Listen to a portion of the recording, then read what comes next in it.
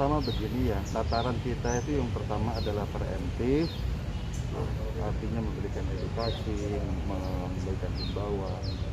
Karena dari deteksi intelijen di Jakarta Pusat ini masih ada beberapa tempat yang tidak akan tetap melaksanakan sholat berjamaah di masjid dan juga pemotongan hewan korban di tempat-tempat yang intinya tidak sesuai dengan anjuran daripada Kementerian Agama dan Gubernur.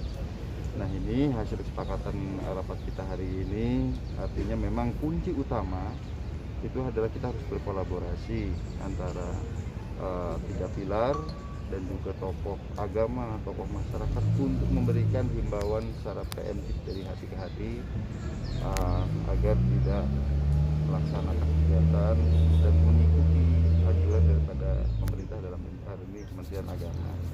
Nah, ini yang pertama. Kemudian yang kedua, tadi juga kita memberikan fakta-fakta kepada mereka, dan ini harus menjadi pedoman nanti anggota di lapangan bahwa DKI ini masih memegang rekor tertinggi di Indonesia.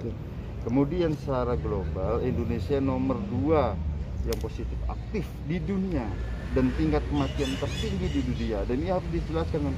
Dan ingat, sudah ada juga klaster masjid di beberapa tempat ya, seperti di Ponorogo, kemudian di Karanganyar, kemudian di Bantul ya, itu klaster masjid. Dan ingat, sekarang ini adalah varian Delta yang lebih cepat menyebar dan fatalitasnya luar biasa. Nah, ini harus himbauan dilaksanakan. Kemudian yang kedua pada tataran preventif. Nanti malam kita akan adakan patroli bersama untuk bagaimana supaya tidak terjadi kerumunan dan bagaimana pembatasan mobilitas tetap terjaga. Karena inilah yang utama di masa PPKM darurat ini, pembatasan mobilitas, kemudian termasuk menjaga prokes ya. Dan yang ketiga, bagaimana tidak terjadi kerumunan. Nah, itu dijelaskan. Itu cara preventif kita akan tetapkan. Cara reversif, ya ini anjuran dari Presiden, kita akan laksanakan secara tegas namun santun. Ya, tegas dan santun. Ya.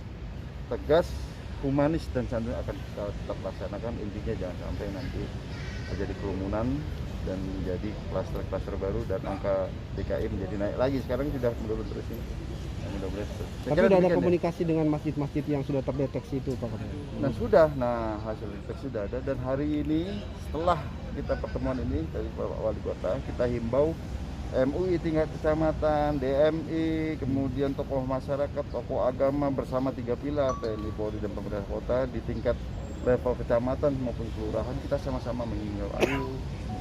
Itu yang paling efektif. Ada petugas TNI. Himbau dulu. Itu Alhamdulillah kita melaksanakan rapat besar, tidak hanya pada jajaran pemerintahan, tetapi juga kita melibatkan Majelis Ulama Indonesia Kota Besar Jakarta Pusat, kemudian dari Dewan Masjid Indonesia Jakarta Pusat, sekaligus juga dari PCNU Jakarta Pusat, sampai ke jajaran terbawah, baik itu pada level kecamatannya maupun DKM yang ada di tiap-tiap kelurahan kita ikutkan, kita libatkan dalam rapat Zoom meeting pada siang hari ini.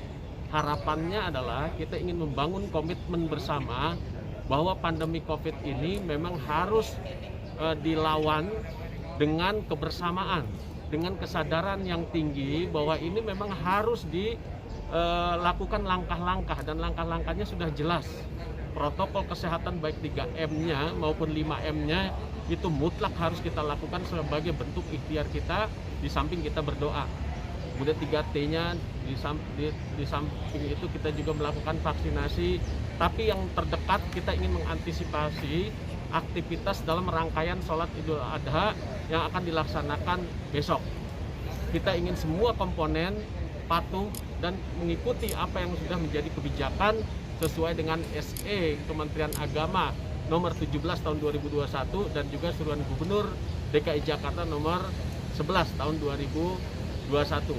Semua melaksanakan sholat Idul Adha di rumah bersama dengan keluarga.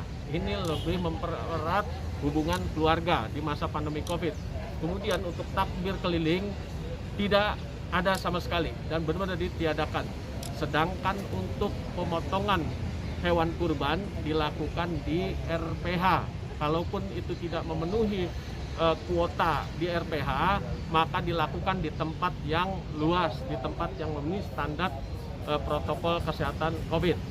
Kemudian bersama dengan seluruh jajaran Forkopimko, kemudian 3 pilar di tingkat kecamatan dan kelurahan bersama dengan MUI-nya, DMI-nya akan bergerak untuk melakukan dialog dari hati ke hati supaya memunculkan kesadaran yang tinggi bahwa ini merupakan tanggung jawab kita bersama, tanggung jawab kita semua sebagai warga negara termasuk pemerintahnya, dan kita tidak ingin banyak jatuh korban jiwa akibat pandemi COVID yang memang kasusnya semakin meningkat.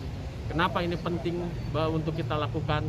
Karena kasus yang ada tidak sebanding dengan ketersediaan rumah sakit, baik itu tempat tidurnya maupun ruang ICU-nya. Makanya ayo sama-sama kita tekan kasus ini dengan memiliki kesadaran yang tinggi untuk menegakkan.